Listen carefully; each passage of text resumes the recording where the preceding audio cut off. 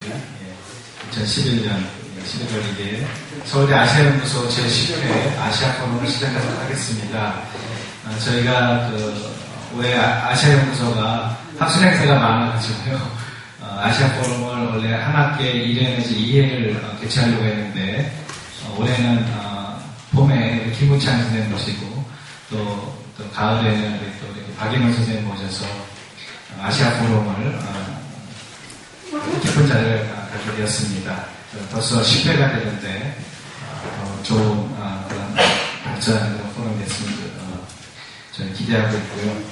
아시아 포럼에 대해서 간단히 말씀드리면요. 아시아 연구란 무엇인가, 과연 그 정체성, 새로운 아시아 연구의 방향, 방법론 이런 것을 모색하는 자리입니다. 그래서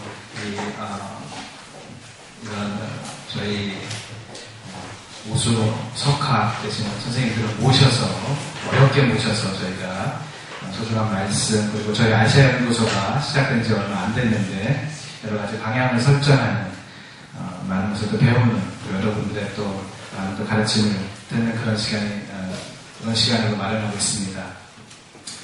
그래서 오늘 발표를 맡아주신 우리 박임원 선생님 간단히 양력을 소개하도록 하겠습니다. 너무 CV를 보내달라고 너무 길 것 같아서 제가 인터넷에서 간략한 거를 좀 뽑았습니다. 우리 박임원 선생님 본명은 임희이시네요. 그리고 시인, 평론가, 불문학자, 철학박사 너무 많으시고요. 31년생이시고 서울대 불문과를 55년에 졸업하셨고요. 사상계에 등단하셨고 57년에 서울대학원 불문과를 졸업하셨습니다. 그리고 57년부터 61년까지 이대에서 불문학 전임 강사를 하셨고 64년에는 프랑스 소르본 대학에서 불문학 박사와 철학사 학위를 취득하셨습니다. 그리고 다시 미국으로 건너가셔서요. 서던 캘리포니아 USC에서 철학 박사 학위를 취득하셨습니다. 70년에. 그리고 계속 작품 활동도 하시고 또 이화여대, 또 서울대 이런 에서 초청교수도 역임하셨고요. 91년도에 포항공대 대학교에 포항공대 교수로 재직하시고 2000년에 정년퇴임을 하셨습니다. 2006년도에 제20회 인천상 인문사회 문학부분을 수상하셨습니다. 현재는 그 시몬스대학 명예교수시고 연세대 특별 초빙교수십니다. 그리고 포스트랙도 명예교수이시답니다. 저희 너무 작품이 많아서요. 저희가 표지에 있는 것처럼 Reality, Rationality and Value라는 영어 책이 있고요. 2010년에 중재 철학이라는 책이 있어서 오늘 책을 좀 가져오셨고요. 그다음에 문학 속의 철학을 2011년에 발표하셨습니다. 오늘 그 진행 방식은요. 선생님이 강연문을 준비해 오셨습니다. 그래서 1시간 동안 선생님이 발표를 해주시고 자유롭게 40분 동안 질의응답을 하는 식으로 해서 저희가 한 5시 50분에 마치려고 합니다. 그러면 우리 박임원 선생님을 자리로 모시겠습니다. 큰 환영의 박수를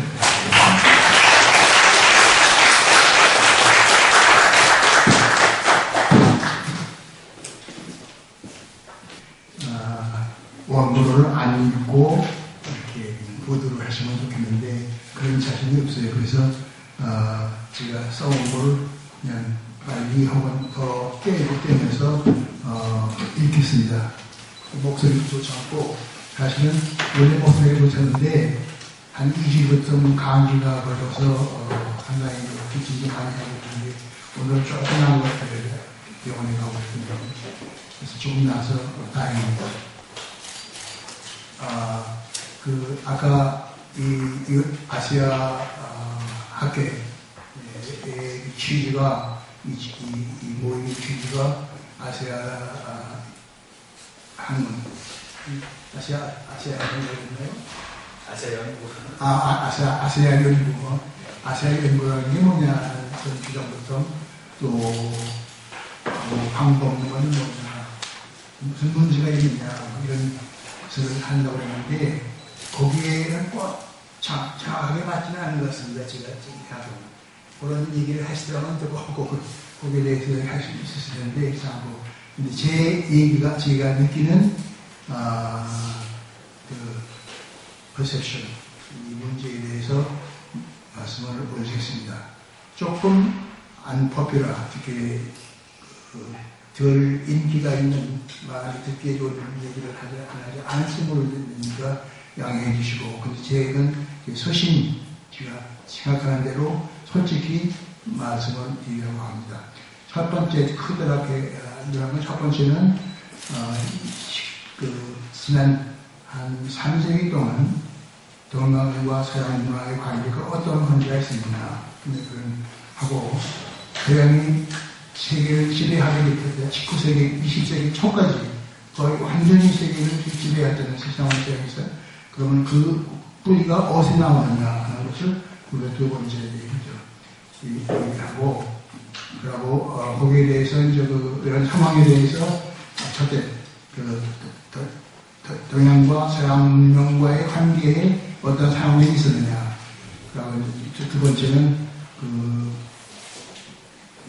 거기에 대해서 아시아는 어떻게 반응했으며 또 서양은 아시아를 동양을 어떻게 보았으며 이런 두 가지 관계에서 보고 또 우리도 그렇고 동양 서양에서도 그렇고 그 부분에 대해서 제가 느낀 대로 말씀을 드리고 세 번째는 우리들의 저 문제가 조금 다른 각도에서 지금 상황이 문명사적인 맥락에서 많은 사람들이 생각하고 있는 각도보다도 조금 다른 각도에서 보고서 앞을 내다보아야 되겠다 하는 이 말씀을 드리겠습니다.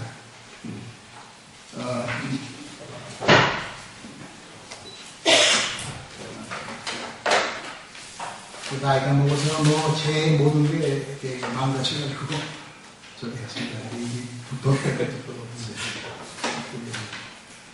제한테 주어진 그 주제가 뭐냐면은 세계의 중심 이동과 동서 철학의 균형, 처음에 그런 주제로 했습니다. 거기에 맞춰서 얘기를 끌어갈까라고 해서 썼었는데, 별 되돌리는 말이죠. 그리고 그 의도하는 것이 모르는 거기에 대해서 답변이 될 수 있는지 모르겠습니다만, 그렇습니다. 첫 번째, 서양 문명과 의 과학적 사유의 토대. 서양 문명의 토대가, 근대 문명의 토대가, 문명이 세계 문명을, 세계 전체를 지배할 수 있었다면 그 토대가 어디 있느냐 하는 데 대해서 내가 생각하는 바를 여기 말씀드리고, 그것이 고합이었다. 이렇게 말씀드리고, 두 번째는, 서양과 동양의 근대 문명에 대한 동서 문명권에서의 그 반응, 태도, 서로 다른 똑같은 태도, 이런 태도를 가지고 모순된 입장을 우리가 거듭했습니다. 세 번째로는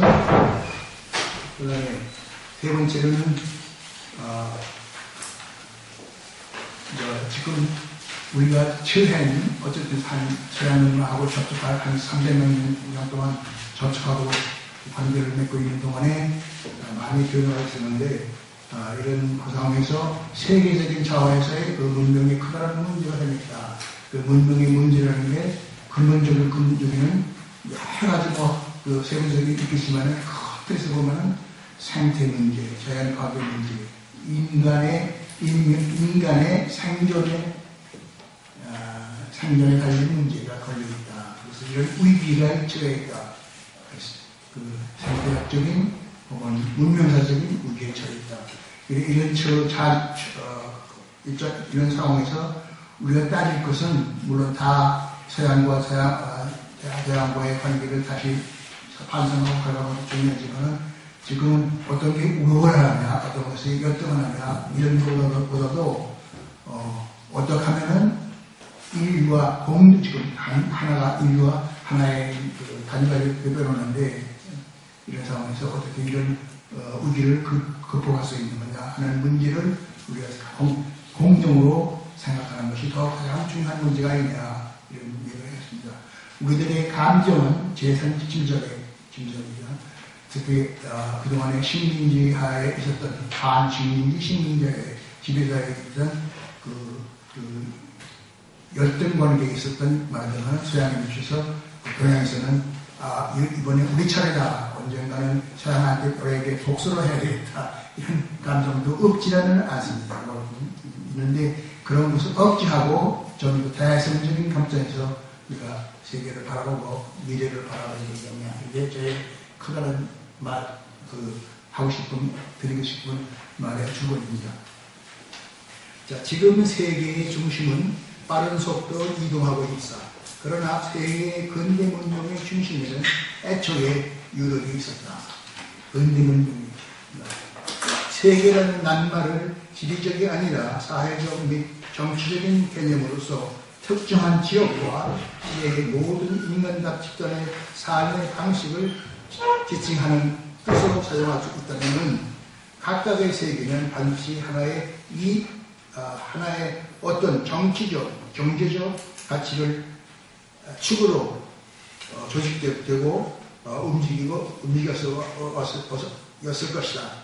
삶의 우선적인 조건은 경제적 안정이며 모든 이들의 경제적 근거 조건을 다같이 충족하는 것이 불가능한 현실인 만큼 일정한 정치적 권력의 경쟁적 부의 획득을 위한 경쟁, 투쟁, 승자와 패자와의 갈등은 불가피합니다. 그리고 세계는 과거와 현재 그리고 개인적인 차원에서 수없이 다양한 집단의 차원의 갈등을 수반하는 권력 활동의 장이기 때문입니다. 이러한 인간 각자의 삶의 총체적 양식을 문명이라 명명할 수 있다면 문명은 정제된 것이 아니라 끊임없는 운동과 진화 혹은 퇴보 과정으로 볼 수 있습니다.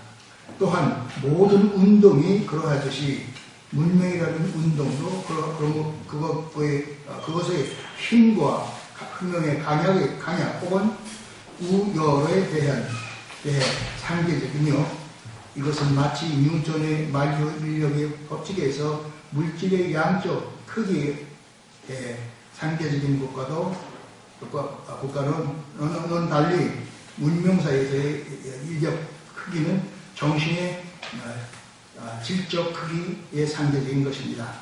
이때 정신, 프랑스 말로 에스프리, 나중에 에스프리라는 말은 볼버릴이라는 시인이 에스프리라는 얘기를 가서 쓰기 때문에 제가 했습니다.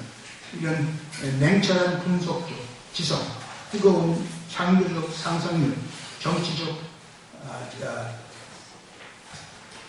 지치지 않는 파우스적 탐구 정신을 지칭합니다. 이게 볼바렐이라는 시인이 말하는 에스프리의 하나의 질문이라고 봅니다.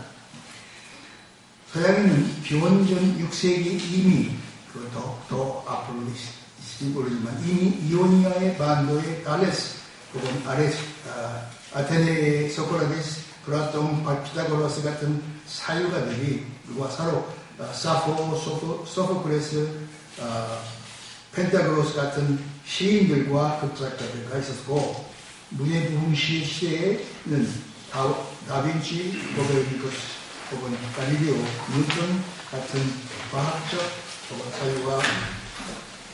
사유가 셰익스피어, 러브레이 같은 러브레이는 16세기 불란서의 소설가 같은 작가가 있었습니다.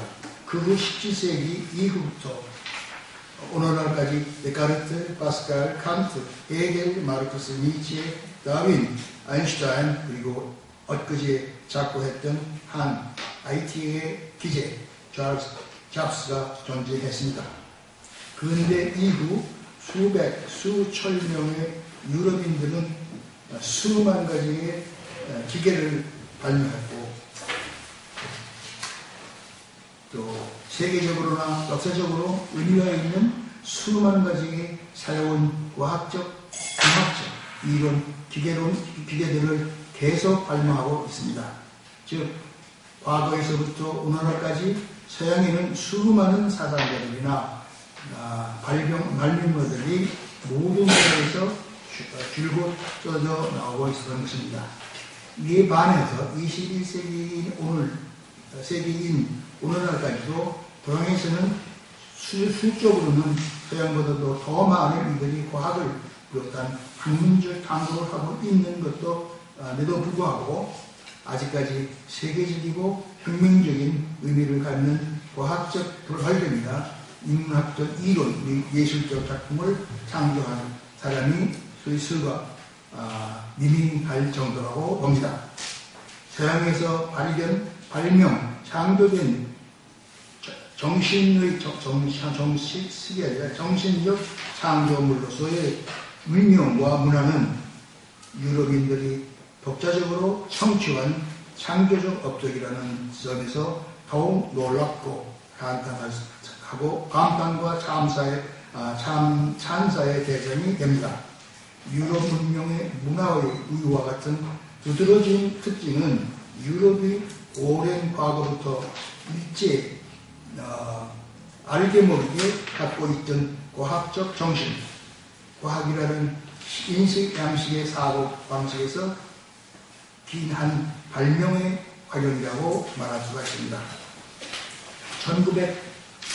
1492년 콜럼버스가 미국 대륙을 발견하기 전까지 유럽인들이나 동아시아인들은 미 대륙과 그곳의 원주민들의 존재에 대해서도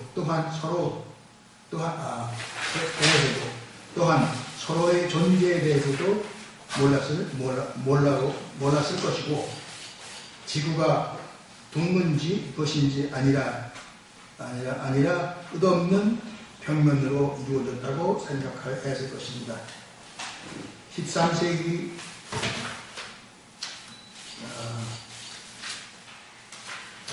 마르코 포로가 중국을 방문해서 17년간 원나라 황실에서 동아시아를 경험하고 거기서의 견문을 낼 때까지 서양은 서양대로 그리고 동양은 도양대로 타자의 능력을 모르는 상태에서 각각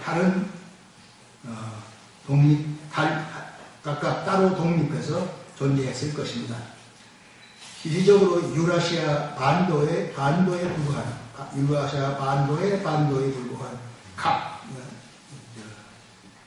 이렇게 좀 나온 유럽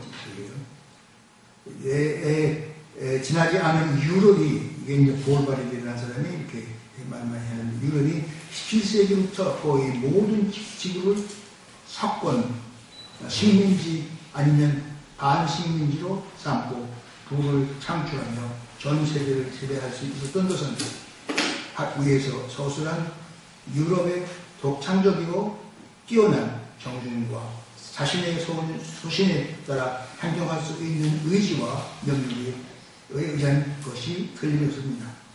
유럽인들은 그들의 이러한 역사와 정신의 자부심을 가지고 마땅하다고 나는 믿습니다.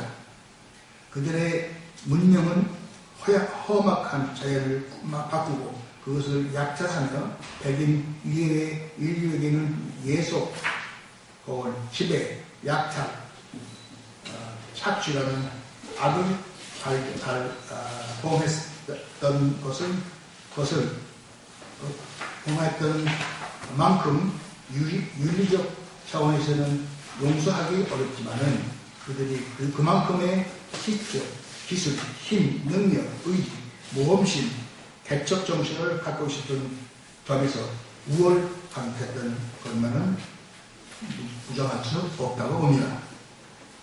한편 유럽에서 고대 그리스의 합리주의적 문명의 발굴을 의미하는 문해부흥, 르네상스를 거쳐 과학적 지식과 기술 그리고 교통의 이 급속도로 발달되었고 18세기 영국, 독일, 프랑스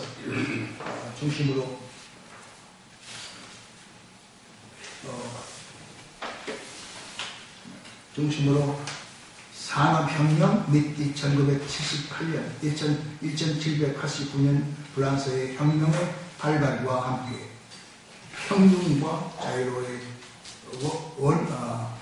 열망이 확산되었습니다. 19세기에는 과학의 이론적 기술의 급속한 발달과 함께 정치, 경제, 행정, 기술, 문군사, 철학 등 여러 차원에서 비상한 속도로 발전한 유럽의 영국적 3강국을 비롯한 스페인, 포르투갈, 벨기에, 네덜란드 등의 근대화된 국가들이 아프리카 대륙과 인도 대륙을 정복하고 식민지화했습니다. 또한 중국 및 남태평양의 여러 지역들은 대포와 아편으로 식민지화하고 혹은 반식민지화 함으로써 세계 1차 대전 말까지는 서양의 대명사가 된 유럽 문명권이 세계 전체의 주인으로서 세계의 중심 자리를 차지하고 있었습니다. 이러한 추세는 21세기 오늘날까지도 IT와 그 밖에 하루가 다르게 발전한 기적적인 기술에 의해서 여전히 진행되고 있습니다. 적어도 지난 3세기에 걸쳐서 세계의 중심이 서양에 있어왔고 서양은 세계의 변두리의 면허에 밀려왔던 사실은 의심할 여지가 없습니다. 앞으로도 당분간은 세계 문명의 오늘 같은 판도는 쉽게 달라지지 않을 것 같습니다.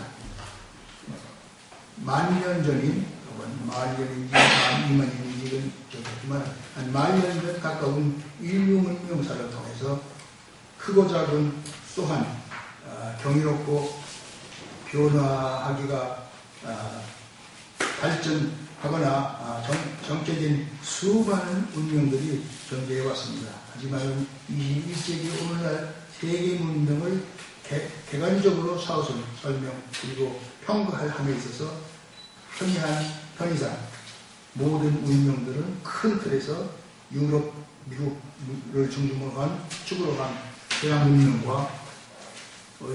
문명과 인도, 중국, 한국, 일본 이쪽을 축으로 한 동양 문명권이라는 두 범주로 양분해서 그 틀을 축으로 서술하고 설명할 수가 있을 것입니다. 근대 산업혁명 이후 세계사의 큰 그림은 서양에 의한 동양적인 동양의 발견, 일방적인 정복, 복종, 종속, 자원의 약탈, 그러한 과정을 통한 동양 문화의 서양적 문명 변화, 아카츄레이션의 과정으로 그릴 수가 있지 않을까 생각합니다. 지난 23세기 동안 서양은 정치적으로나 과학기술적으로나 이론적으로나 세계의 중심에 있었고 동북아시아를 비롯한 그 밖의 모든 지역은 주변적 천재로 전락하게 되었습니다. 이 범주에 속하는 국가나 민족에는 2000년 이상 스스로를 지구의 중심이라고 불러놓았던 중국 대륙이나 세계 인구의 4분의 1을 차지하는 중국 지구민들을 포함되어 있습니다. 그 다음에 두 번째가서 동양의 서양적 근대 문명사에 대한 동양과 서양의 권리에 대한 모순된 태도, 이 태도 동안 사람들이 때리고 그럴 것 같습니다. 세계의 중심이 유럽, 미국에 있었고 그 중심에 있었던 유럽 문명은 우리에게 거부, 저항, 투쟁의 대상이었습니다. 어떤 동시에 선망, 질투, 수용, 학습, 모방, 소화, 그리고 극복의 대상이기도 했습니다. 유럽, 서양은 세계의 유럽 문명이 서양 문화는 세계의 중심의 모든 행동과 평가가 그거의 잣대가 이거나 아니면 선망과 참고의 대상인 동시에 거부와 증오의 대상이기도 했습니다. 즉 그것은 우리 자신의 배우고 닮고자 하는 모델인 동시에 우리를 부럽과 차별화함으로써 우리의 자질성을 확인하는 거울로 삼아야 하는 것이기도 했으며 반면 무시와 경멸의 대상이 되기도 했습니다. 한편 이런 과정에서 서양 문명뿐 아닌 아시아의 문명권은 서양의 식민지 정책에 따른 서양 교육을 통해서 우리의 세계를 때로는 타의적으로 서양화하지 않을 수 없었습니다. 또한 동시에 서양 문화 문명에 눈을 뜬 많은 동양인들은 동양 선구자들라고 이렇게 얘기할 수 있습니다. 이들은 스스로 서양 교육을 받았고 하루빨리 정신적으로나 구체적 행동이 있어서나 서양화를 하지 않고서는 근대화를 이룰 수 없고 대명된 인간이 될 수 없다고 생각하게 되었습니다. 아프리카의 아랍 국가들이나 많은 흑인 부족들, 그 밖에 식민지에서는 물론 터키, 시리아, 독일, 영국, 러시아, 포랜드 등 각국의 귀족이나 유럽 부유층 작가나 지식인들 혹은 고급 관리나 사업가들 등이 프랑스말을 일상생활에 사용하는 것이 멋이 되기도 했었습니다. 17세기에서 19세기 초까지 프랑스의 유럽 여러 가지 나라, 프랑스와 유럽 여러 나라 가운데에서 가장 발달하고 문명화되고 세계되었으며 멋있는 나라로 인식되었기 때문입니다. 비슷한 이야기가 동아시아의 여러 나라에도 똑같이 발견됩니다. 그냥의 서양에 의해서 총칼로 감염된 것이만이 아니라 교육받은 선각자들에 의해서 자의적으로 추진된 것이기도 했습니다. 그들은 서양의 과학적 지식과 기술, 교육 내용과 방법의 우월성을 인식하고 서양적 사고방식과 가치관 그리고 세계관의 도입이 자신들의 사회와 국가의 경제적, 사회적, 문화적 발전의 필수적인 토대가 된 것임을 파악하기 했기 때문입니다. 물론 이런 사실과 맞지 않는 사람들의 식민지도 있었고 이와 같은 다른 결정도 있었습니다. 하지만 동북아시아를 포괄한 동양의 모든 나라를 비롯한 기타 모든 서양의 식민지 혹은 반식민지에 사용하는 오직 서양화이라는 문화권에 의해서 강요된 것이 아니라 식민지 혹은 반식민지 국가 당사자들의 자율적 판단과 요청에 의해서 진행되는 것으로 와야 한다고 봅니다. 당시에 식민지 국가들의 이와 같은 인식과 행동의 결단은 거의 모든 경우 옳았다고 생각합니다. 그러나 그러한 인식, 정책 혹은 행동의 결정만이 올바른 현실 인식의 방법이었을 것이며 자신들의 삶을 보다 나은 방향으로 개선하여 바람직한 인간의 존엄성을 보다 빠르게 회복할 수 있을 것이고 또한 서양적 식민지로서 종속된 곳에서 자기 스스로 독립하여 자유롭게 살 수 있는 않은 방법이라고 생각하기 때문이라고 봅니다. 동북아시아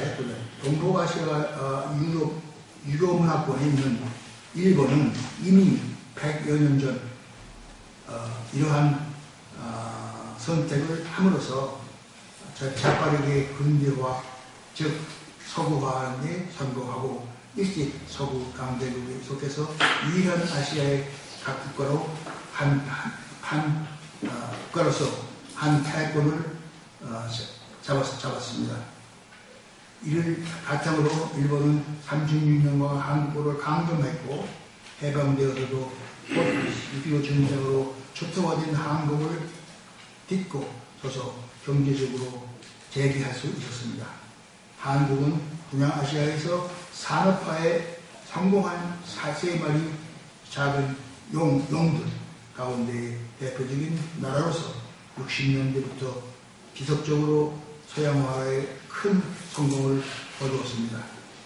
그러나 그러한 성공의 결과는 6.25 전쟁 직후 세계 빈민국 중 하나였던 최빈민국 중 하나였던 한국은 60년이 지나 오늘날 세계에서 GDP 순위로 10위 위에 이르는 경제적 부국이 되어 이제 세계 최선진국이 바로 문턱에 서 있게 됐습니다.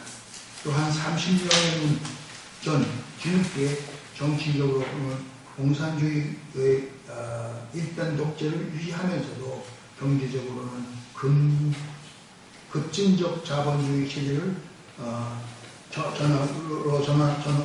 전환을 한 중국은 비약적으로 성공한 산업화가 뒷받침되어 미국을 비롯한 서구 선진국들이 최근에 막다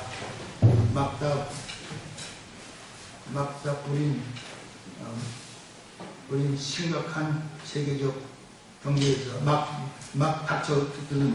닥터린 세계 경제적 위기의 극복을 도와 줄 것을 줄 수 있는 유일한 경제적 강국으로 변신한 일도 동북아시아의 놀라운 비력을 입증합니다. 이와 같은 사실들은 반세기 전까지만 해도 서양에 비해서 경제 상대적으로 후진된 것으로 자타가 이식했던 동아시아의 비약적인 성장으로 이런 서양과의 힘의 관계가 완전히 역전돼 가고 있음을 보여줍니다.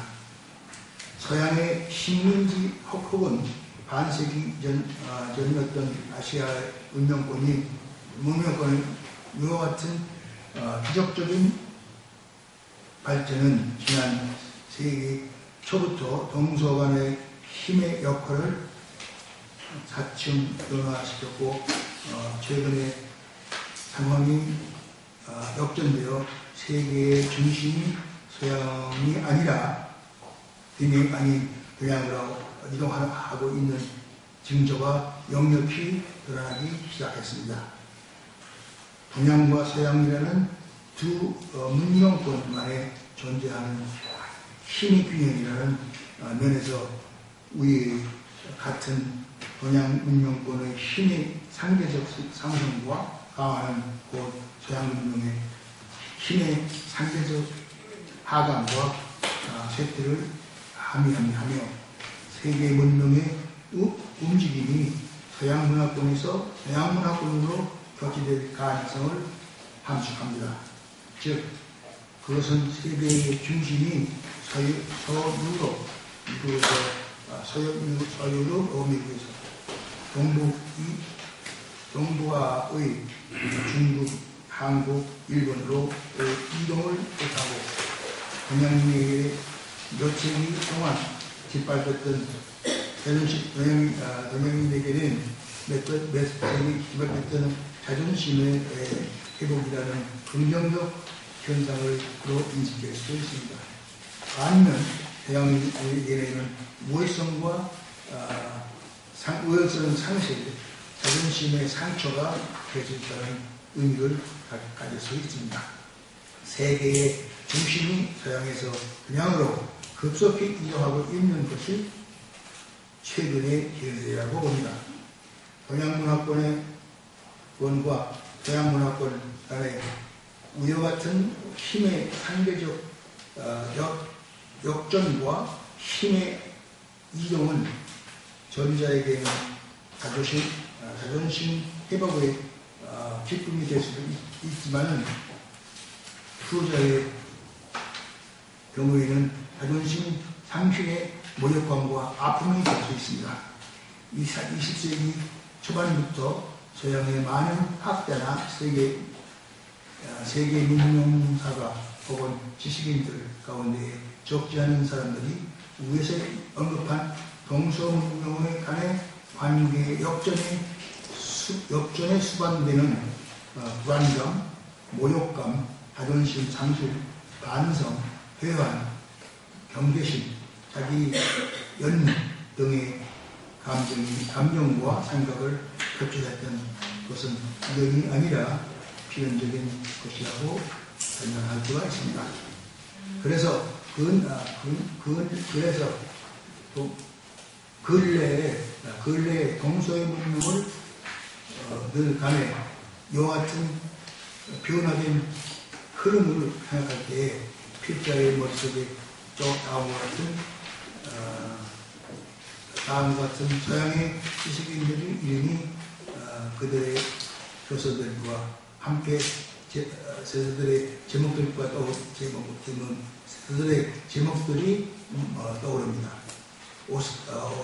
오스발드 슈핑글러의 유명한 서양의 몰락 혹은 아리스 마시스라는 그 일명이라는 프랑스의 한 사상가와 서양과 그의 운명이라는 제목의 책을 썼고 그 57년입니다. 그리고 폴 케네디, 제가 미국에 시절에 한참 떠들었었는데 유명한 그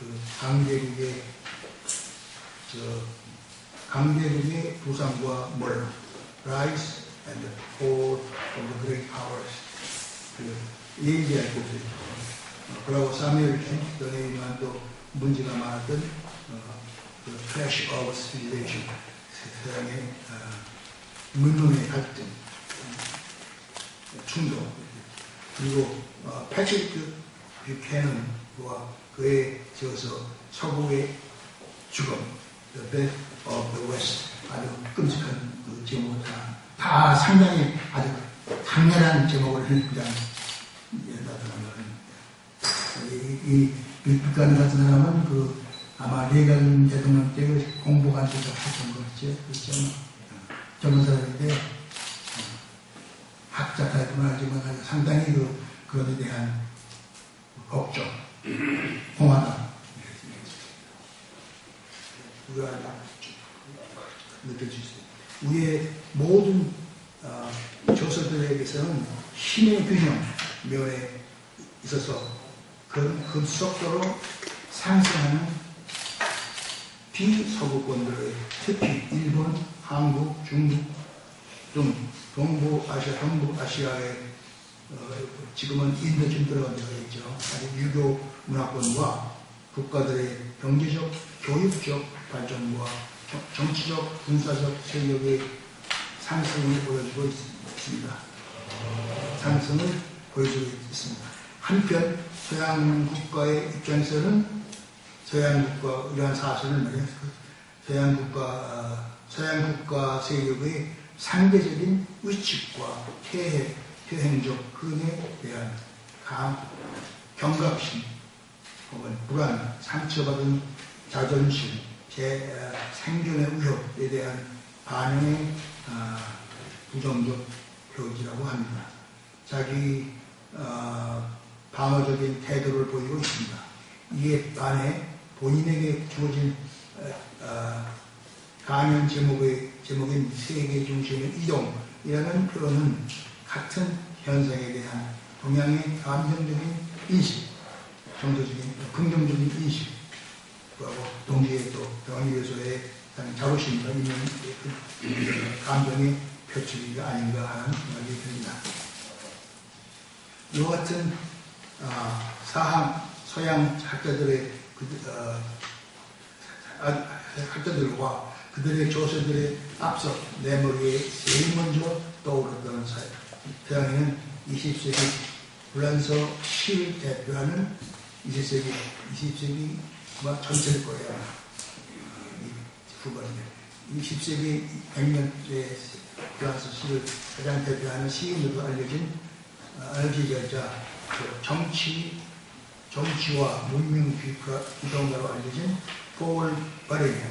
지금 정치도 했지만 제가 이 대학원 때 전공이 불문학 했는데 불문학의 석사 논문이 바로 폴 바레에 대해서 썼습니다. 게다가 불란서에서 출판될 뻔한데 얼마 안 됐어요. 그래서 유럽, 이 사람이 이제 한 게 제일 유명한 이거지가 폴 바레라는 해변의 묘지라는 시로 잠시로 유명하지만 또 한 에세이 속에서는 라 크리스토레스토리 정신의 의지 이런 여기서 정신이라는 유럽적인 정신의 의지, 유럽의 지금 정신이 저기가 위태로운 상황이 있다. 문명이 이런 얘기죠. 아주 상당히 이것저게 굉장히 참 감동적이었고 기가 막힌 영문을 쓴 사람이라고 봤어요. 1919년에 쓴 겁니다. 오늘날을 영문하는데 변호나는 거죠. 의견이 맞는 거죠. 그리고 유럽인, 이 사람은 유럽에 대해서 애착, 특별한 유럽 애착을 가지고 있어서 유럽, 자연스럽게 서양인 거지. 역사와 디스코리스의 역사에 대한 흐름에 대한 어쩌면 애착은 열린 이런 것도 있고 등이 있다. 그는 이와 같은 글들을 통해서 유럽과 미국을 포함한 서양의 문명을 그 밖의 모든 지역에 대비하면서 지구의 진주, 지구의 진주라고 스스로를 표했던 거예요. 진주. 조그만 반도의 한 갑에 지나지 않은 유럽이라는 땅이 세계에 비하면 그게 사실은 실제로는 지구의 진주에 해당한다. 또는 방대한 신체의 분해, 유럽의 세계를 문명을 분해에 비하고 나머지 여기는 그냥 살덩어리로 비하여 사람을 규정하는 것은 그것의 물리적 크기나 성질이 아니라 유럽적인 정신이라고 특수성이 있다고 말한다. 그는 정신의 특수성을 능동적 욕망, 이 사람이 표현을 좀 풀었다고 하는데, 뜨겁지만 냉철한 호기심, 이게 유럽 정신, 서양의 정신, 유럽의 학생문명 중에 특성이 있다. 호기심, 상상력과 논리적 정확성에 상반되는 속성의 행복한 혼합, 이렇게 그 서양 문명을 이렇게 지었습니다. 등으로 규정하고, 그럼으로써 힘의 차원에서나 지식의 차원에서 유럽은 오늘날까지 아직도 지구상에서 있는 그 외의 모든 지역을 통합한 것보다 더 무겁게 나간다. 무게가 더 나간다. 이제 시적인 메타포죠. 무게가 조금만 나가면 실제는 무게가 확 나간다는 거예요. 지구는 다 그냥 상당히 끔찍한 얘기지만 상당히 그 당시에는 맞는 말이었다고 생각합니다. 힘의 차원에서 보면. 그리고 그는 20세기에 들어서면서부터 그 거전까지 서양 문명이 독점적으로 누리던 힘의 비중과 특권이 상실되어 가고 있음을 감지하고 경고하고 상대적으로 동양 문명의 세력이 강해지고 있는 역사적 흐름을 두려워하고 있습니다.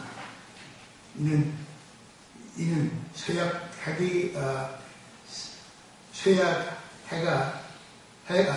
서양 해가는 자신들에 대한 일종의 자기 연민의 표현으로 볼 수 있다는 점에서 그는 앞서 언급한 서양 학자들과 크게 다르지 않습니다.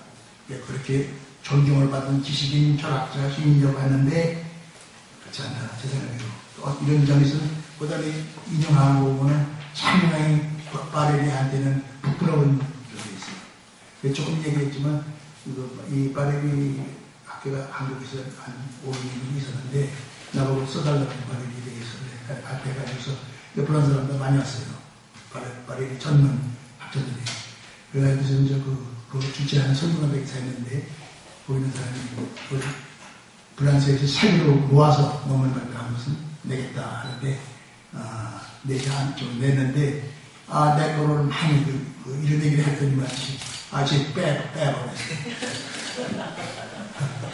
출판사 그렇게 좀 맹공이 같은데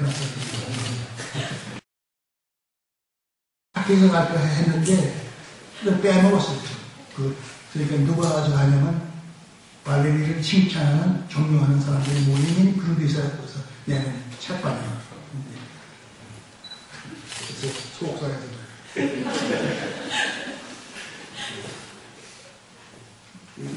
얘가 바레리를 존중하고 참 놀랍게 작가로서 시인으로서 또한 사상가로서 기가 막힌 적이지만 이 여전히 있었으면 용서를 못한다고 잘못합니다. 항상.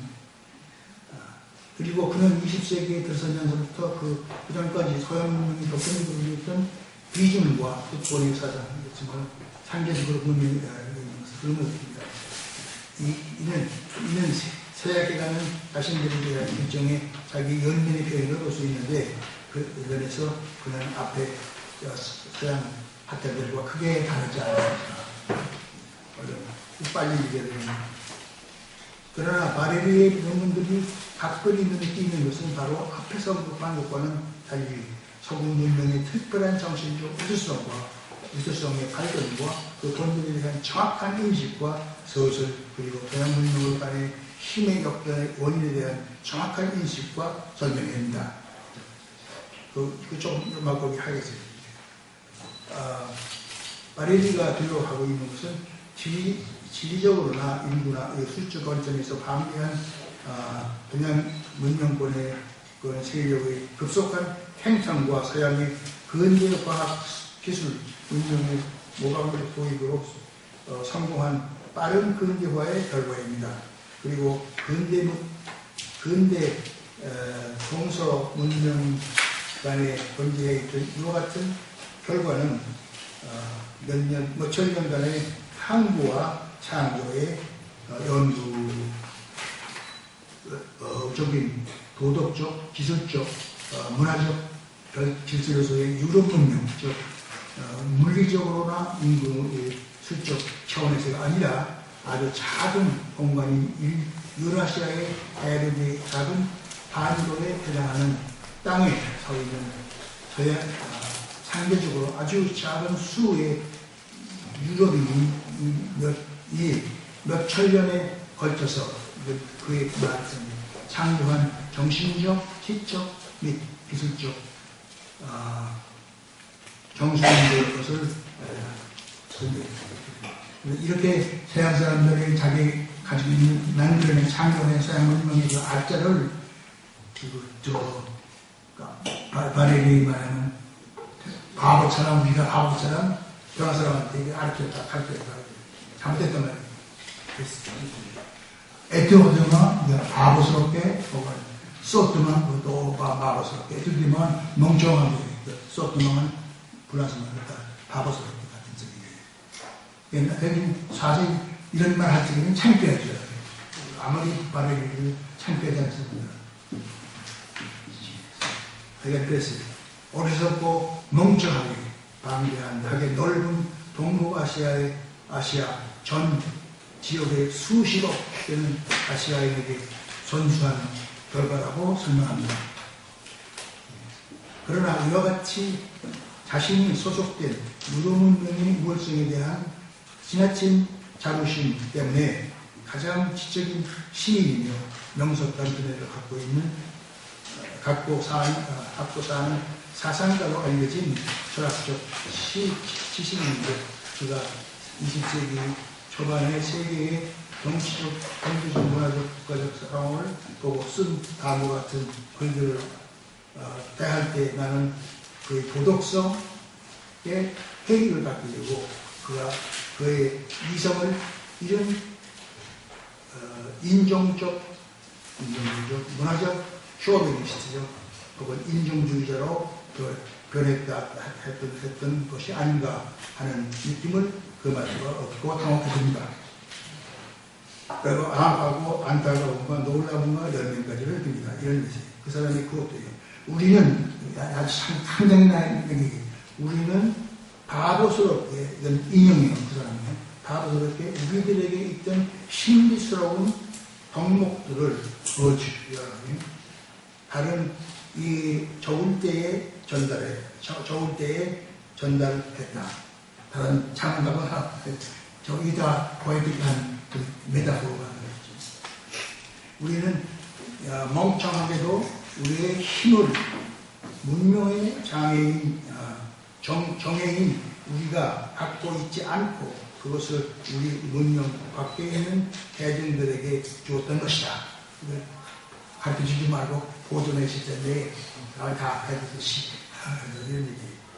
좀 치사한 얘기죠. 감정적으로는 이해해야 되지만 이렇게 쓸 수 없죠. 자신의 힘, 즉 권력의 수단들을 그들 스스로는 발견할 수 없었으니 이런 일이에요. 그랬으나 우리들보다 월등하게 넓은 땅에서 살고 수적으로 더 많은 사람들이 살고 있는 대중들에게 힘, 즉 권력을 전수함으로써 우리 자신의 비하를 준비한 것은 또 유럽 자신이다. 자체가.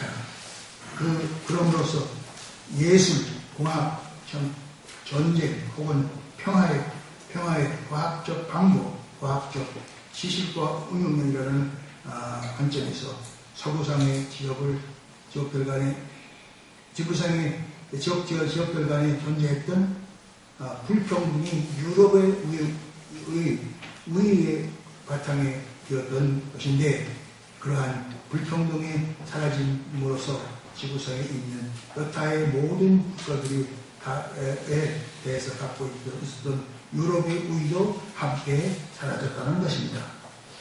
아주 정확한 얘기라고 나옵니다. 바레리의 서양문명 및 서양인에 대한 특징의 것을 보아 지난 3세기에 걸쳐서 진행된 동서문명의 서술서의 설명은 모두 정확하다고 하고 정도를 기르고 있다고 봅니다. 그리고 동서문명 간의 관계에 대해서 책을 썼던 여러 서양 사람들이나 바레리로부터 드러나는 심리적 공포, 고통, 분노, 자기 연민 등을 인간의 차원에서 충분히 이해할 수 있습니다. 그러나 그러한 태도와 입장으로서는 서양인이 아니라 서양인이 함께 대해서야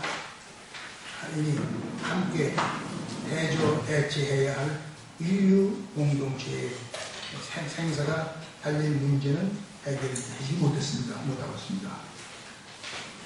문제 해결은 감정적이 아니라 이성적으로 대처해야 합니다.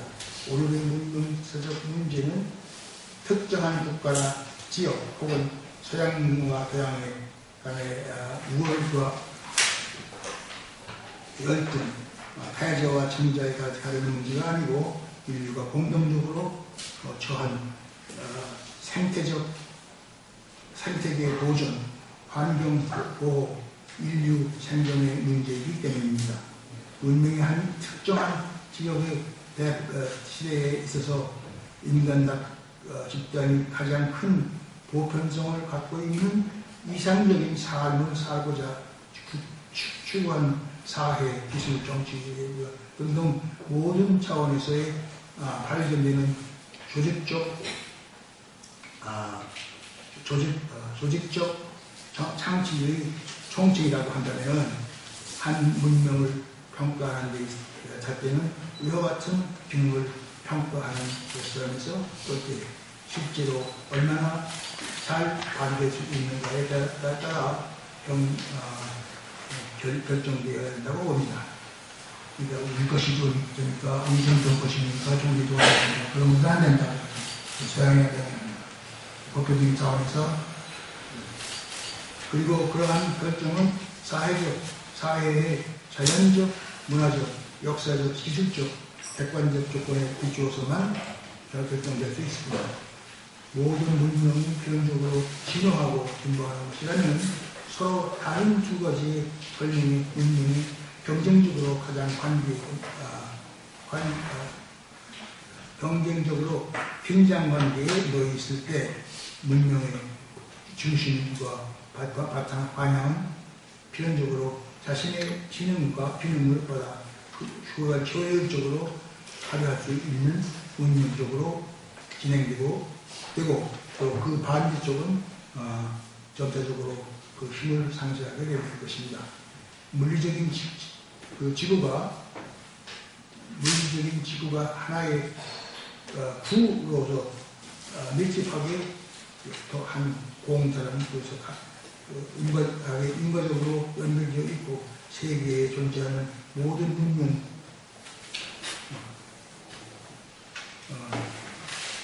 존재하는 모든 문명들이 서로 복잡하게 유기적으로 단 하나의 지구촌, 즉 세계 문명으로 급변해가고 있는 오늘날의 문명은 동양이나 서양, 동양 등의 특수한 지역 혹은 동양이나 서양인이라는 어떤 특정한 인종만이 아닌 명실공히 지구적 그리고 인류 전체의 생존과 번영을 지속적으로 보장할 수 있는 인류 보편적 문명을 지향해야 합니다. 왜냐하면 오늘날 인류는 필연적으로 인류 모두가 공동적으로 발전하는 인구 폭발 자꾸 길어져서 그 다음에 그 판례를 바꿔서 나는 세계적 중심이 이동하고 있다는 강연을 마련한 주체 측의 현대 세계 문명에 대한 인식이 공감하고 바로 세계의 중심 이동이 잘못된 인간 중심적인 세계관에 바탕을 둔 공격적이고 가치관, 과학적 인식을 절대시하는 과학지상주의적인 과학지상주의를 넘어 자연중심주의에 바탕을 둔 생태중심적 세계관과 도덕관으로 회귀해야 할 것을 지향하는 문명으로서의 운동을 제안합니다. 분명한 것은 문명의 중심, 즉 세계의 중심이 정반대 방향으로 역행하기 시작했으며 제2차 세계대전 이후부터는 그러한 이동의 속도가 가속화했다. 또 이따른 징조가 유럽 내부에서 의식되기 시작했다고 하고 그에 대한 결정론이 계속 울리기 시작했습니다. 세계의 경종이 세계 중심이 유럽의 연장인 미국에서 중국, 인도, 한국을 주로 한 동북아시아의 가속적으로 이동하기 시작한 더 이상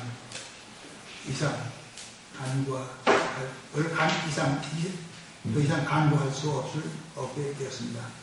이러한 현실이 마레리를 비롯한 서양인의 자존심에 상처가 될 수밖에 없는 것이라 하더라도 어쩔 수 없는 결과가 때문입니다.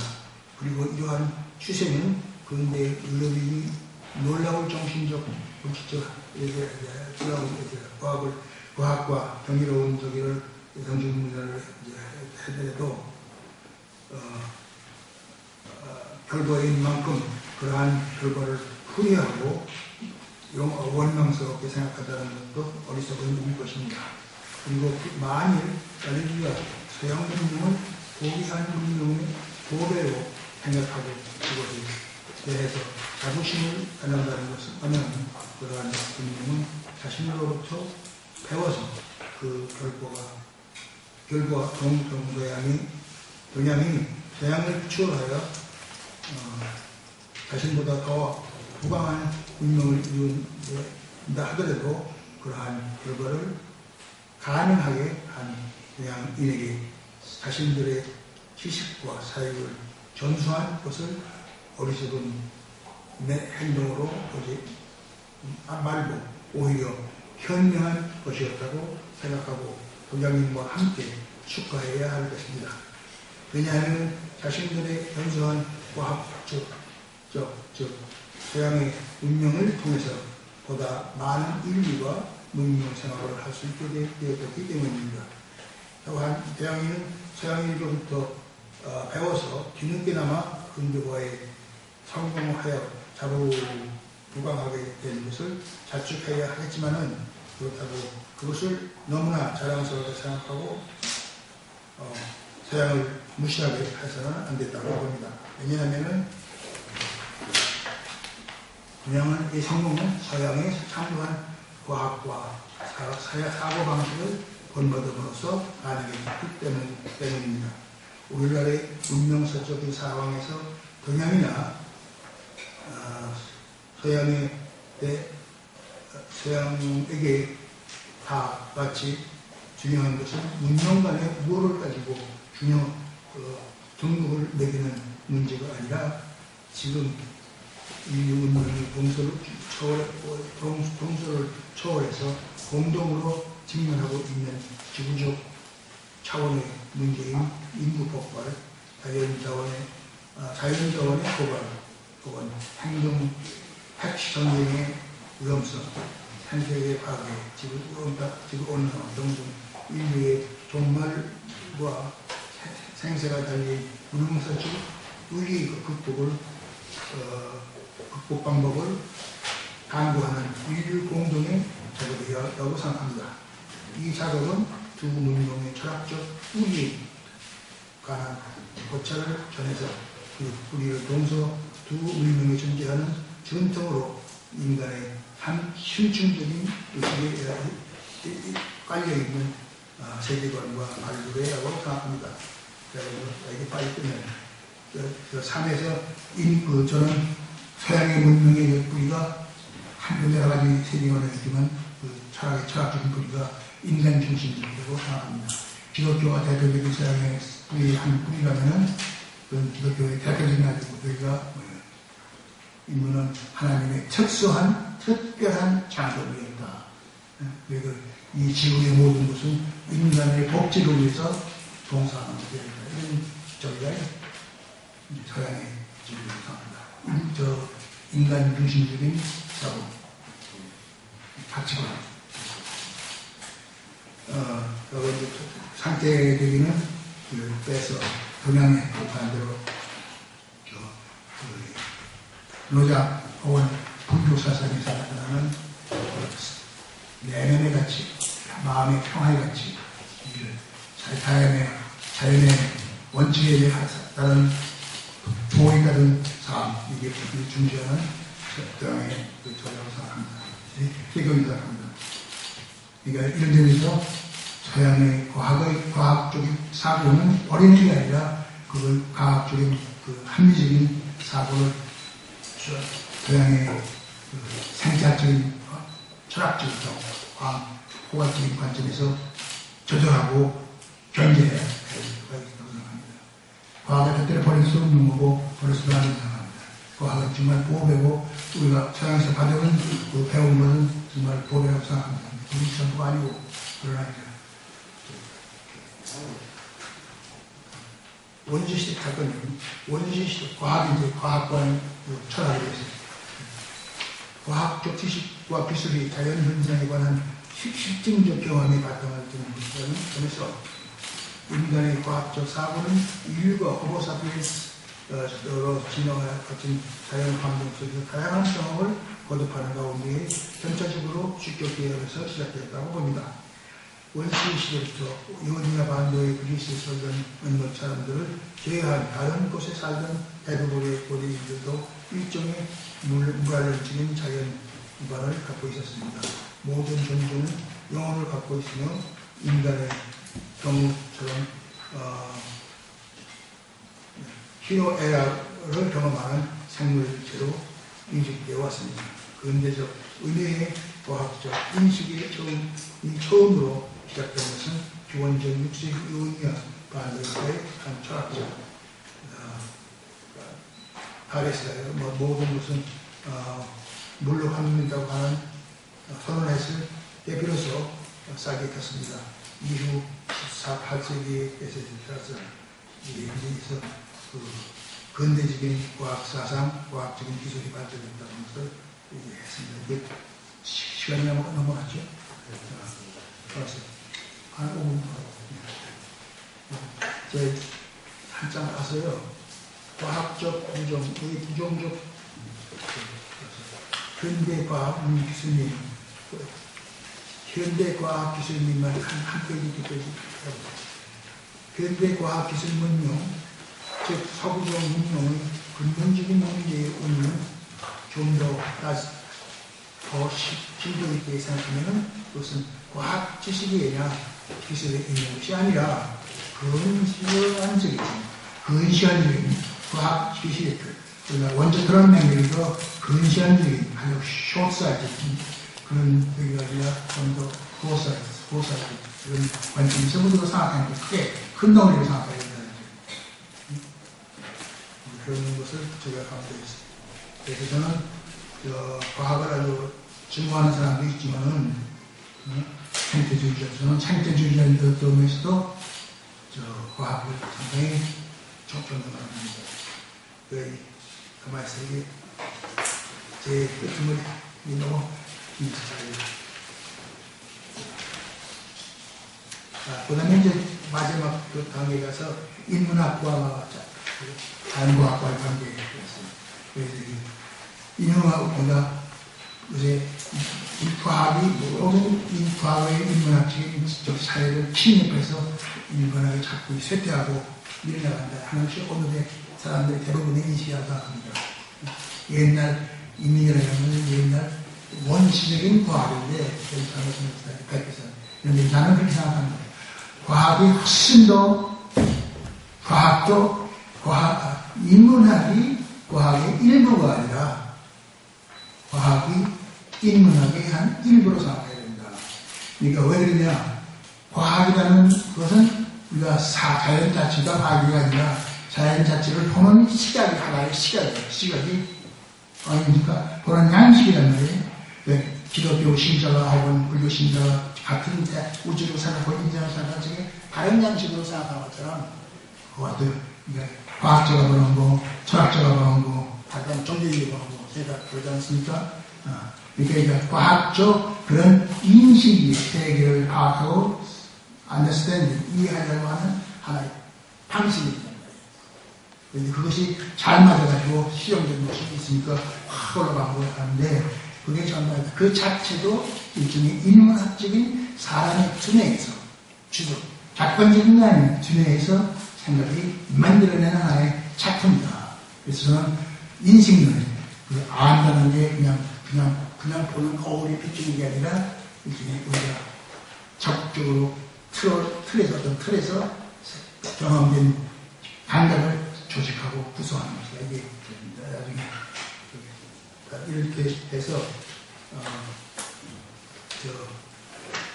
그래서 태양을 덮어놓고 주일름돌이를 가지고 우리가 다 배우고 공격하고 또 거꾸로 태양날 사람들이 너무 철없다 이렇게 생각할 때가 많은데 경영에 관한 관점에서 그 사람들의 관점, 과학적인 지식을 갖고 기술을 해서 많이 이뤄가지고 그런 이념을 벗어나기 위해서는 더 인문학적인, 철학적인, 종교적인 것도 철학적인. 왜냐하면 종교적인 것은 제 믿음인데 믿음이 아니라 판단하는 의미예요. 철학적인 또 따져보고 하는 그런 차원에서 철학적인 시각에서 이렇게 되는 내가 이렇게 하면 아마 알겠느냐 이렇게 생각하는 훈련, 태도가 상당히 중요하다. 결정적으로 중요하다. 이렇게 생각합니다. 그러니까 이것은 사랑하는 사람들에 따로, 기분의 사람에 따로 사람이 생각할 수 있는 부분적인 틀리게 질장이나 얘기입니다. 되게 이대로 됐습니다. 저 투서가 좀 없는 것 같은데 요점이 저는 저희가 서양의 과학적인 저항권 내용과 문명이 과학에 기초하기 때문에 힘을 발휘할 수 있다. 과학의 지식이 이렇게 있습니다. 그래서 세계를 전역하고 있었는데 세계를 기계적으로 권력으로 보니까 서양 사람들이 내기는 모든 분야에서의 사상, teory, 로먼, 몬테스키니 다 이게 서양 사람들이 내거든요. 생각하는 거예요. 근데 동양에서는 그런 티오리가 물론 자문으로 있었지만은 그렇게 근대적인 의미를 갖는 오늘날로 봐서 상당히 참여가 되고 쓸모있는 별로 없는 것처럼 나아지고 그건 우리의 몫이다. 여러분 우리가 가지고 있는 다음 세대가 가지고 있는 사회 이윤 밤낮 무슨 때까지 내지만 하지 말고 목소리에서 더 참신한 사고의 전환을 해서 저희 서울의 크리에이티브한 사회 철학, 정치 철학, 도덕 철학, 여기 다시 그냥 이질론, 미실론 이런 거 다시 한번 재구성할 가능성이 얼마나 있다고 생각합니다. 서양 사람하고 경쟁하려고 하지 말고, 경쟁하려고 하지 말고 더 이상 중요한 게 아니라 훌륭한 높여줘야 돼요. 경쟁하지 말고 우리 당장이 최선을 다해서 제 아시아의 동양과 서양의 여행은 그런 관점을 가지고 있습니다. 이게 두서없는 말씀이지만 질문을 갖겠습니다. 일단은 발표에 감사해주세요.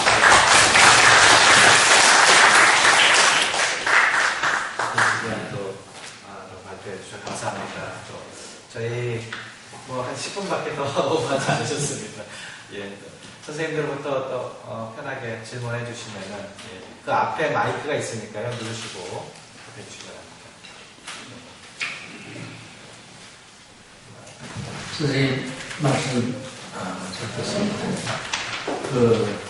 저는 오늘 이 프로그램에 선생님이 말씀해 준 것을 두 가지 점에서 말씀을 드리고 하나는 선생님이 오늘 말씀에 내용에 관한 부분이고 또 하나는 제가 하고 있는 중에 하나가 오늘 선생님의 말씀과 글을 잘 다듬고 또 좀 정리해가지고 다음 우리 아시아 연구소가 표현하는 아시아 리뷰 제2호에 선생님의 어떤 글을 여기 다시 싣는 데 들어가는 심부름을 좀 해야 되는 그런 상황에서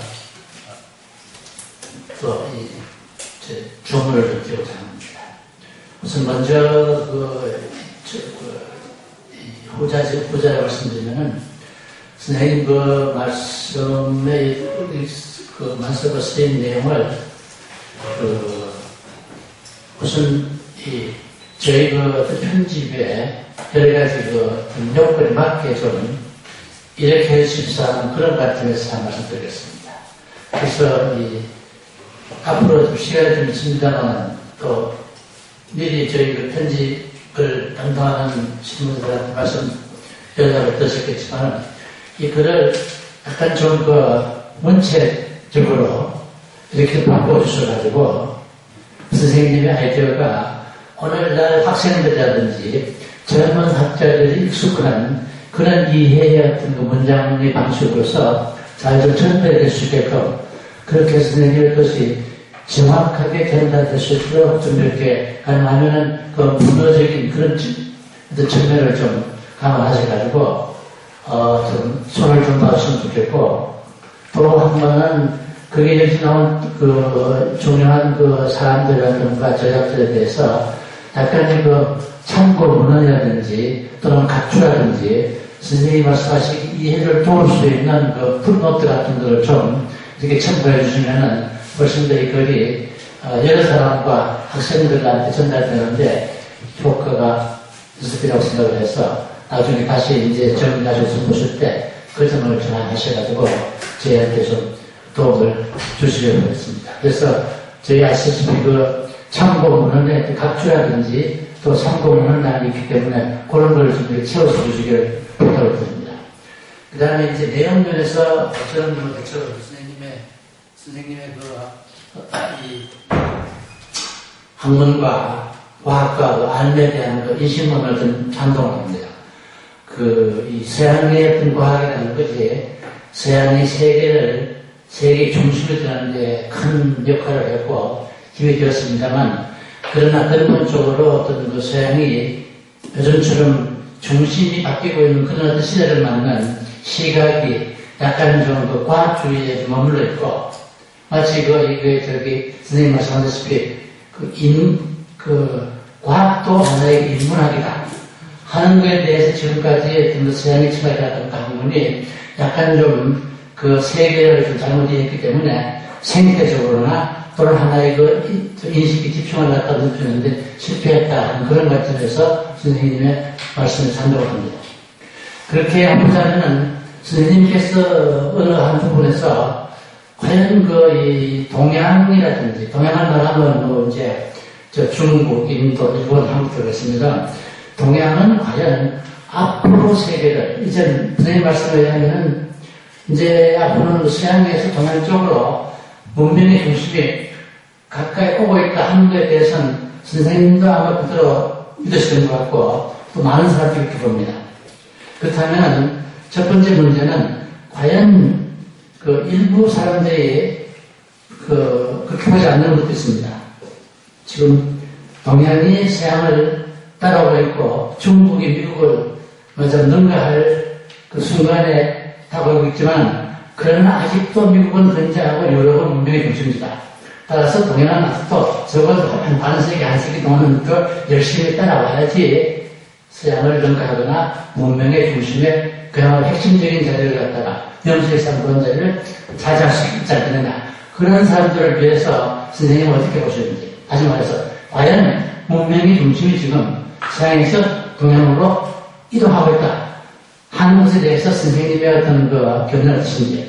두 번째는 그렇다면 동양은 또 동양의 철학과 동양의 학문과 동양의 어떤 과학에 대한 태도는 과연 서양을 따라가거나 서양을 지도해서 전 세계, 전 지구를 갖다가 생태주의 환경에 맞고 공존 동양과 또 어떤 의미에서는 그 우주시대에 맞는, 우주시대의 생명관에 맞는 그런 방식으로 세계를 리드할 수 있는 도덕성과 윤리적, 과학적인 태도 같은 걸 과연 동양은 충실하게 그런 어떤 그 벌초를 가지고 있는가? 뜻을 가지고 있는가? 그 점에 있어서 구체적으로 지금 그 중국의 부상이 있습니다. 중국이 부상하는데 과연 중국이 세계를 지도할 수 있는가? 세계를 지도할 수 있는 그런 말씀, 자격이라든가 덕성이라든가能力이라든가 가지고 있는가 말이죠.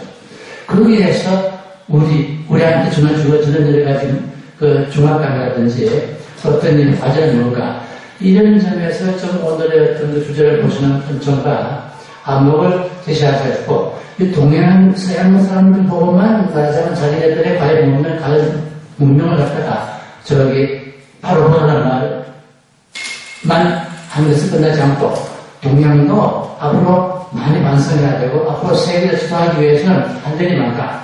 어떤 걸 해야 되느냐. 그런 관점을 좀 감하셔가지고 결론을 읽어주시면은 오늘의 토론과 선생님의 글이 정말 살아있는 그런 어떤 스피릿을 전달해주시는 그런 메시지를 그런 생각합니다. 감사합니다.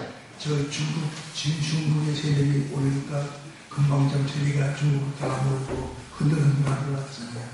근데 정식의 역사도 참 훌륭한 사상과 시민들은 크긴 하지만은 정말 정신적으로 중국이 그런 정신적인 그 백그라운드가 있냐. 정말 세계적인 차원에서 문제를 생각하고 중국이라는 그 차원이 아니라 아시아라는 차원이 아니라 인류라는 차원, 문제에서 생각하는 그런 능력이 좀 생각하고 있냐. 확실하지 않습니다. 상당히 무슨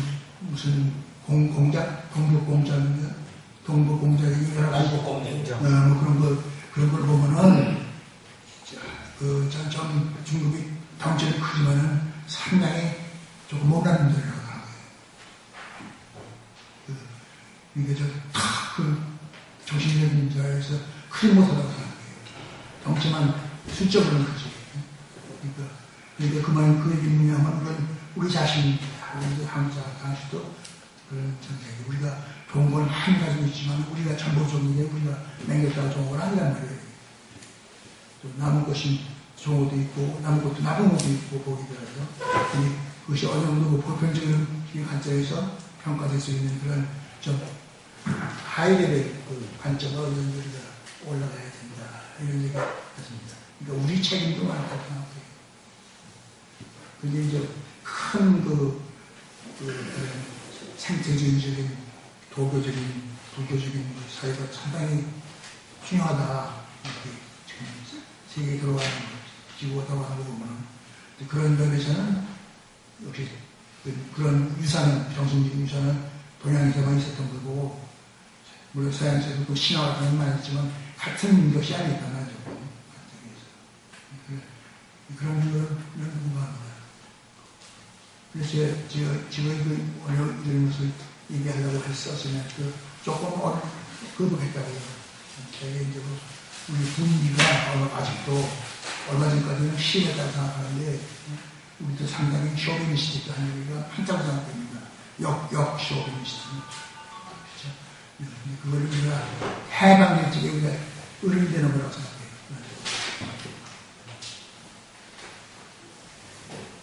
다른 질문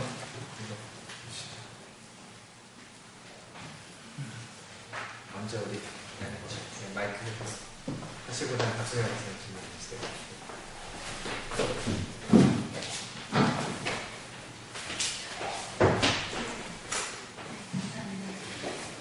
박영 선생님 오랜만에 뵙게 돼서 감사합니다. 반갑습니다. 제 질문은요. 제가 상당히 제목에 너무 관심이 있어서 왔는데 사실 저는 아시아 연구소에 대한 이 아시아라고 아시아의 본주에 대한 이해가 없는 상태에서 여기 이제 특강 오늘 포럼에 오게 됐습니다. 근데 저는 내용만 가지고 이 큰 틀에 대한 무지한 걸 좀 이해를 하시고 제 질문은 선생님이 지금 발표하신 이 내용과 관련해서 질문을 드리고자 하는데요. 선생님 말씀하신 그 동양 문명권하고 유럽 문명권, 소위 서구 문명권 그 대비 관계에서 지금 설명이 쭉 되고 있는데요. 거기에서 동아시아 선생님 조금 더 크게 할까요? 내가 귀가 먹어가지고 그것도 잘 안 들리니까 네, 선생님께서 지금 이 문명의 이동을 설명하시면서 네. 서구 문명하고 아시아를 동아시아와 이렇게 대비가 그 동아시아도 요새 있고 서양 아닌 그 기타가 그렇게도 볼 수 있다고. 예. 왜냐하면 물론 그 아랍권은 상당히 그 뿌리는 같은 예수 하나님을 믿잖아요. 네. 그러니까 같지만은 어느 데서는 상당히 브라파 사람들하고 아랍 사람들하고 다르잖아요. 그렇지? 문화가. 다르지만 유럽 문명에 결정적인 영향을 끼치지 않았습니까? 문명의 전수의 순서에 있어서는 서양 문명에 먼저 여기서 지금 이 얘기되는 거는 동아시아하고 문명, 그 서구 문명과의 대비 관계에서만 얘기해야 되니까 중심의 이동에 거기에 지금 포커스가 가 있는데요. 그렇지. 제가 보기에는 유럽 문명이 지금 볼발레리도 참 중요하게 등장을 하는데 여기서 문명의 이동을 얘기하기에는 아랍 문명이 등장하지 않고서는 이 내용이 저한테는 풀리지를 않거든요. 문명의 이동한다고. 네. 포스의 가장 중심되는 포스가 있잖아요. 이렇게 집어주시면 그 포스의 중심이 어디 있느냐. 회원의 발을 지게 돌아가잖아요. 네. 중심이 어디 있느냐. 지금까지는 그 얘기씩 한 300년 동안은 서양에 있었다. 서양 문학관에 있었다. 지금 말하는 영국, 독일, 돌아서 집에 뭐 이런 말을 그런 얘기도 예.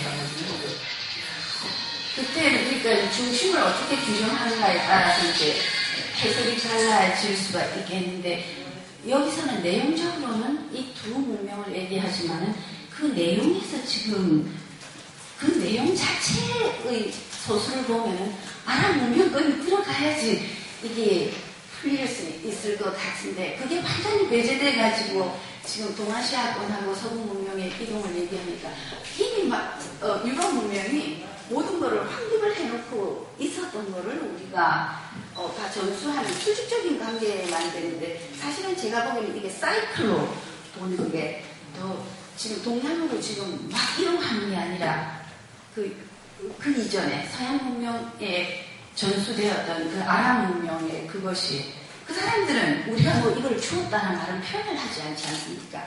그렇죠, 선생님?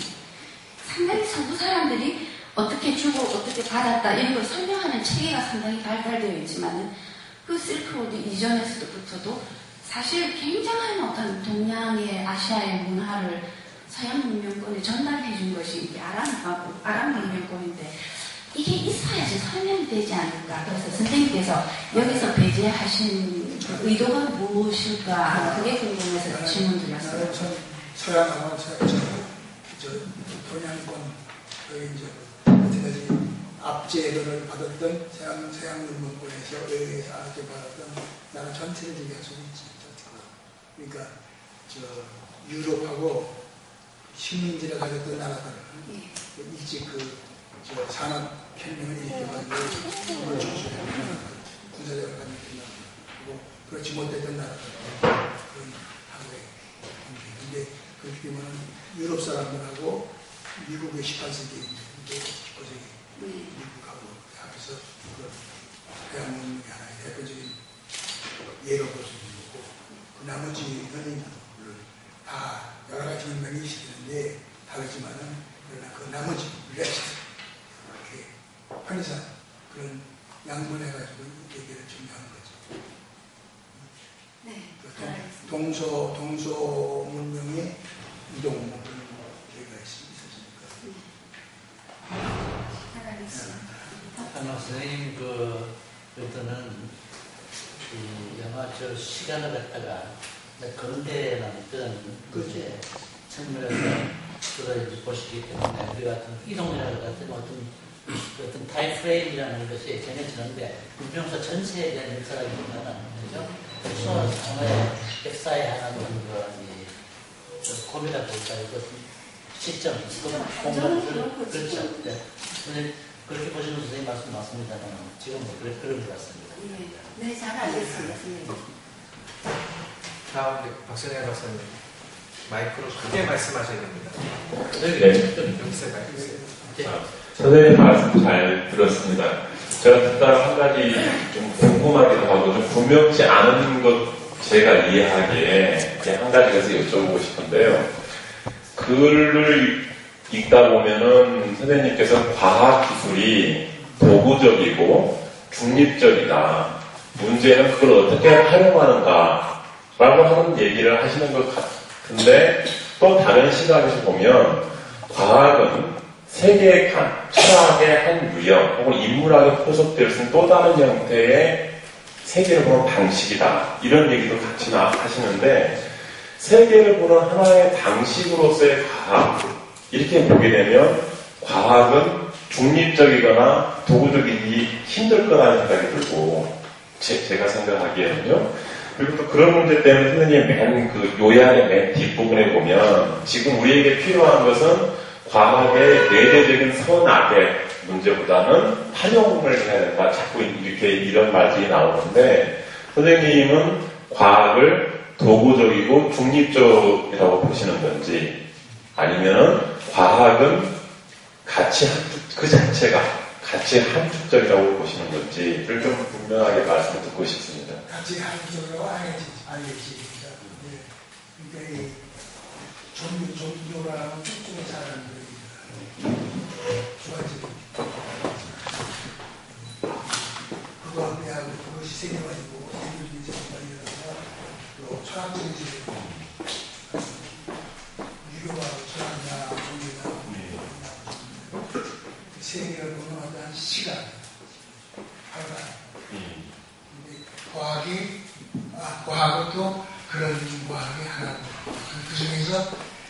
미디어와 한국 과학이라는 것은 보편성학을 하기도 하지만 과학은 모든 사람들이 거의 다 같이 공감하고 진리를 어느 정도 결정할 수 있는 양식이고 그런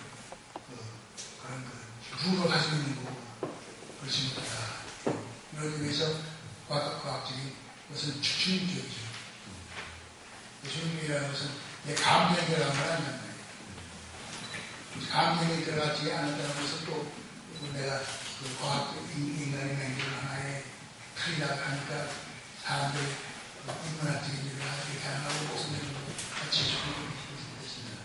그러나 이제 이런 인류 전체에 가지고 있는 최소한 이성이랄까 이런 데에 대해서 하나를 그렇게 두게 되는 과학적인 시험이 돼서 그런 거에 대해서 공감을 다 객관적인 공감을 할 수 있는 가능성이 철학적인 문제라든가 종교적인 문제보다도 훨씬 더 가까워 이제 보편적인 이제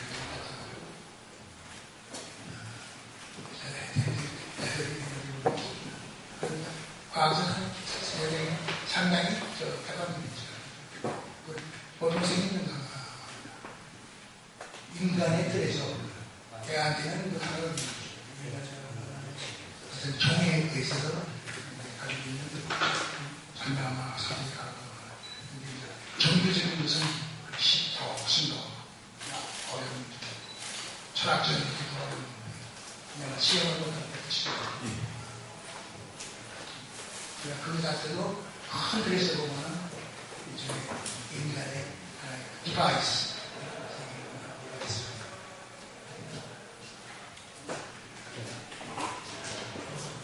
편하게 또 질문 한두 분만 더 받고 순서 마치도록 하겠습니다.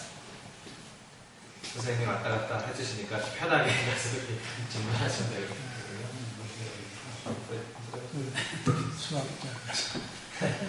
최정걸 선생님 뒤에 최정걸 선생님 질문을 먼저 하시고 안 해도 됩니다만 저도 이제 뭐 법학이라고 하는 어떻게 보면 이제 사회과면서 좀 인문학적인 법, 철학, 법, 사상 뭐 이런 걸 전공을 하면서 이 사회과학 대학을 중심으로 이제 아시아 포럼에서 이제 선생님 같은 철학자이시면서 동시에 이제 문학자이신 인문학자로부터 이런 그 포럼의 말씀을 이제 들으니까 참 좁은 의미의 이 사회과학에 국한되어 있는 이런 사고방식을 훨씬 더 이제 근원적으로 이제 지평을 넓혀서 생각을 하게 되는 이런 소득을 오늘 한번 이제 또 생각을 해보았습니다. 그러면서도 이제 여기에서 주어진 제목이라고 그랬습니다만 이제 세계 중심 이동이라든지 이런 것이 과연 구체적으로 이제 뭘 의미하느냐 하는 데 대해서는 아까 이제 질문이 이미 나왔습니다만 이제 많이 과학적으로 이제 좀 생각을 또 해봐야 될 것이고, 동서 철학이라고 이제 이렇게 하는 이 표현도 참 선생님은 더구나 이 철학과 사상과 문화, 문명 이런 것을 되게 포괄적으로 거기다 또 심지어 과학까지도 이제 포괄하시는 이런 개념으로 이제 사용을 하시니까 그동안에 이제 좁은 의미의 동서 철학의 비교, 특히 이제 하와이에서 이루어진 한 반세기 동안에 거친 이스트 웨스트 필로소퍼스 컨퍼런스 이런 것이 달려온 이제 그런 학문적인 그 성과라고 할까 아니면 또 결과 이제 이런 것도 하고도 이제 완전히 그 뭐 매치라 할까 이제 접속이 이제 안 되는 대단히 이제 근원적인 그런 말씀을 좀 하신 것 같습니다. 그래서 뭐 저희가 어떤 구체적인 질문보다는 역시 이런 것을 한 교수님이 이제 말씀하신 어떤 저널에 더구나 이제 발표를 하신다든지 또 우리가 이제 후학이 이제 읽을 적에는 상당히 이제 어떤 부분은 좀 그냥말로 주장하시고 또 교훈하시는 것 같은 이제 이런 것도 조금 학문적인 긍정적인 그런 차원에서 그동안의 학문적인 성과 또 찬반 뭐 이런 것이 조금 반영이 될 수 있으면 이해에 훨씬 더 도움이 되지 않겠는가. 질문이 아니라 솔직한 뭐 그런 감상을 받았습니다. 대단히 감사합니다. 어떤 주장가지에 다른 사람들이 여러 가지 거기에 대한 언급한 것을 좀 한번 얘기를 해서 거기에 붙여서 내 주장을 좀 나중에 이제 발표, 그 논문으로 발표하시죠. 마지막 질문 해주실 건가요? 질문? 아니요. 안 하실까요? 예. 질문은? 예. 잠깐만 읽어버렸습니다. 9분이요. 아, 9분. 옛날부터 알아치네요. 91년부터. 질문을 하라고 하시는데요. 지금. 열정적으로 강의했어요. 열정적인 강의했어요. 열정적으로. 저희 저희 수학문제 두 분이 카플이에요. 두 분 수학자. 교수시고. 저는 수학이나 생명과학 쪽을 공부하는데 저희 학교 포항공주에 처음에 오셔서 91년. 예. 너무나 열정적으로 인문과 철학과 국어를 하셨거든요.